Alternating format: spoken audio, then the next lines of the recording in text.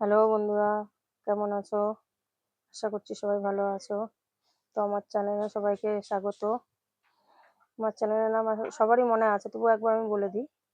চৈতি live আমার চ্যানেলের নাম। তো দেখো, আজকে আসলাম আর একটা ভিডিও নিয়ে। তো আজকে আমাদের বাড়িতে রান্না হবে দেশি মুরগির ঝোল। দেখো, বাজারে গেছিলাম মাংস কিনতে। তো মুরগি পছন্দ করে কেটে নিয়ে নিয়ে আসলাম। তো দেখো, মাংসটা ধুয়ে নিলাম। এদিকে আবার তোমার মশলাটাও রেডি করে নিয়েছি। দেখো, সব কিন্তু এগুলো শিলে বাটলে মশলার টেস্টে মানে রান্নার টেস্টটাই আলাদা হয়। দেখো, তোমার জিরে বাটা, আদা বাটা, রসুন, লঙ্কা বাটা, এটা টমেটো। এদিকে আবার ফোড়ন দেবো বলে তেজপাতা, গোটা গরম মশলা, জিরে, শুকনো লঙ্কা, সব কিছু রেডি করে নিয়েছি।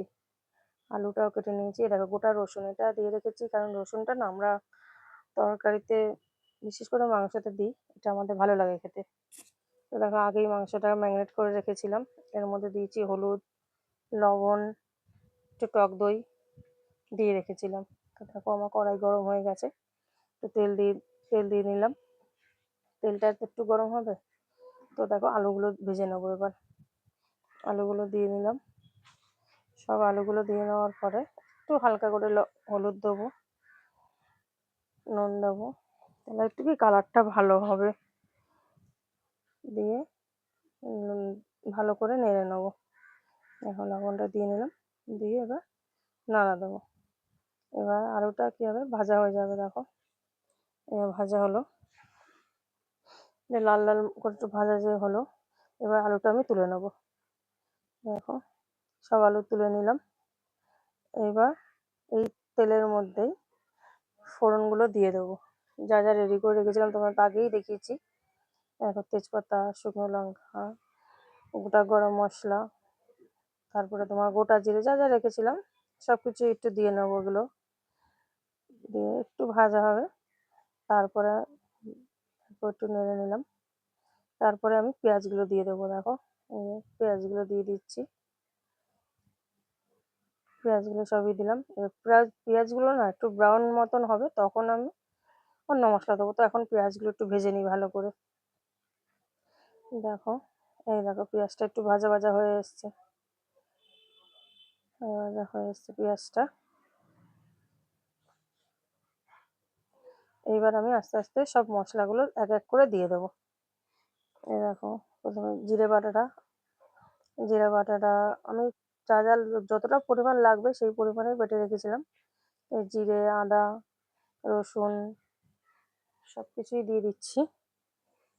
দেখো, এক এক করে সব কিছুই দিয়ে দেবো। তারপরে তোমার এটা যে লঙ্কা বাটাটা, শুকনো লঙ্কা বাটা, এটা কিন্তু সব শিলে বাটা। আমরা মিক্সিতে খাই, কিন্তু সব সময় নয়। তো মশলাটা ভালো করে দিয়ে এর মধ্যে আবার একটু হলুদ দেবো, কারণ তখন তো আলুর মধ্যে অল্প একটু হলুদ দিয়েছিলাম। মাংস অল্প হলুদ দিয়ে মাখিয়েছি, যার জন্য এবার যতটা আমার তরকারিতে লাগবে নুনটাও দিয়ে দিলাম। দেখো, দিয়ে এবার তরকারিটা নাড়াবো ভালো করে। তো একটু স্বাদ মতন চিনিও দিয়ে দিলাম। চিনি দিলে কি হয়, তরকারির যে কালারটাও খুব সুন্দর আসে। আর যে ব্যালেন্সটা মশলার যে একটা নুন বলো, লঙ্কার বলো, এটা ব্যালেন্সটা না ওই চিনিটা দিলে খুব ভালো হয়। তো তারপর এবার মশলাটা ভালো করে নাড়িয়ে নিচ্ছি। এইবার টমেটোগুলো দিয়ে দিলাম। মশলাটা ভাজা ভাজা হলো, তো টমেটোটাও আমি দিয়ে দিলাম। টমেটোটা দেওয়ার পরে এবার ভালো করে নাড়াবো, যাতে টমেটোটা একটু সিদ্ধ হোক। তারপরে দেবো মশলাগুলো। দেখো, এবার টমেটোটা দেখো ভাজা হয়ে এসছে। এবার মাংসগুলো যেটা ম্যারিনেট করে রেখেছিলাম, এটা আমি ম্যারিনেট করেছি না ০.৫ ঘন্টা ৪০ মিনিট আগে, এটা ভালো হয় ম্যারিনেটটা। তো এবার দিয়ে নিলাম। এবার আমি নাড়াবো মাংসটা ভালো করে নাড়িয়ে নেবো, যাতে মশলাগুলো মাংসের মধ্যে লাগে ভালো করে। দিয়ে ভালো করে মাখিয়ে নিচ্ছি খুন্তি দিয়ে। এবার ভালো করে নাড়াচাড়া করছি। এই দেখো, নাড়াচাড়া করতে করতে দেখেছো তো মাংসের কালারটা তখন কেমন ছিল, এখন কত সুন্দর এসছে কালারটা। তো দেখো, এভাবে কষাতেই থাকবো যতক্ষণ না মাংস থেকে তেলটা বের হয়। আর তেল না বেরোলেও ভাববে যে ততক্ষণ মশলা কষানো হয়নি। তো এদিকে আমি এই মাংসের জন্য একটু গরম জল বসিয়ে নিচ্ছি, কারণ গরম জল দিলে টেস্টটাও ভালো আসে। ঠিক আছে, তো দেখো, এবার কষিয়ে নিচ্ছি ভালো করে। এবার আলুগুলোও দিয়ে দিলাম ওর মধ্যে। আলুগুলো দিয়ে আবার একটু কষাবো। দেখেছো রংটা কেমন এসছে? এই দেখো তেলও ছেড়ে দিয়েছে। তা আমি একটু নাড়াচাড়া করবো ভালো করে। ভালো করে একটু ঘন ঘন নাড়াতে হবে, নাহলে তো নিচে লেগে যাবে, লেগে গেলে এটা পোড়া পোড়া গন্ধ এসে যাবে। এদিকে আমার জলটাও গরম হয়ে এসছে। তরকারিটা না বারবার নাড়া দেবে, নাহলে তরকারিটা নিচ থেকে লেগে যাবে। দেখো, তো এবার আমি জল দিয়ে দিলাম। আমার কষানো কমপ্লিট। তো আমি জল দিলাম, জলটা দিলাম পরিমাণ মতন, যতটা লাগবে। আলুটা সিদ্ধ হবে, মাংসগুলো সিদ্ধ হবে, দেশি মুরগি তো একটু সময় লাগবে সিদ্ধ হতে।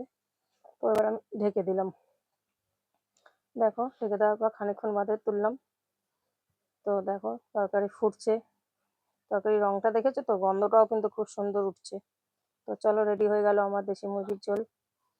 তো চলো, টাটা, দেখা হচ্ছে পরের ভিডিও।